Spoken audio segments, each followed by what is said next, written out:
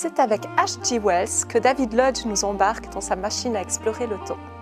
Nous sommes en 1944, dans une vieille maison londonienne. Oublié, malade et mélancolique, H.G. Wells vit les dernières années de sa vie. Et c'est sous forme de dialogue avec lui-même qu'il nous livre sa biographie palpitante, comme s'il parlait avec un journaliste. Et c'est là que l'aventure commence. Et elle dure 3/4 de siècle, de quoi en connaître un peu plus sur cet homme d'exception, sur son entourage et sur l'évolution de la société anglaise puritaine de l'époque. Et quand avez-vous pensé que vous pourriez vous faire un nom à plus grande échelle en tant qu'écrivain? Oh, à la publication de la machine à explorer le temps, incontestablement. Jusque-là, je n'étais qu'un journaliste. Je fournissais des articles, des petits textes et des nouvelles adaptées au marché. J'avais abandonné l'idée de faire carrière dans l'enseignement.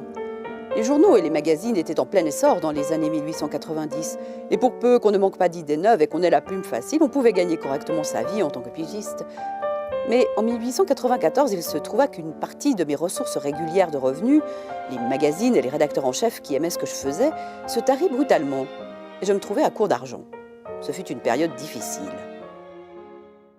Professeur de littérature anglaise, David Lodge est l'homme de la situation.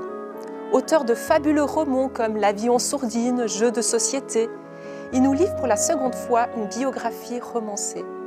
Tout dans ce livre est inspiré de faits réels. Très bien documenté, il va sans dire, David rend hommage au père de la science-fiction, auteur de chefs-d'œuvre intemporels comme L'île du docteur Moreau, L'homme invisible, La guerre des mondes et tant d'autres, plus de 3000 écrits. Intellectuel progressiste et utopiste, H.G. Wells est un éternel amoureux des femmes et reste un incompris pour son époque. Grâce à ce livre très bien ficelé, l'honneur lui est certes rendu.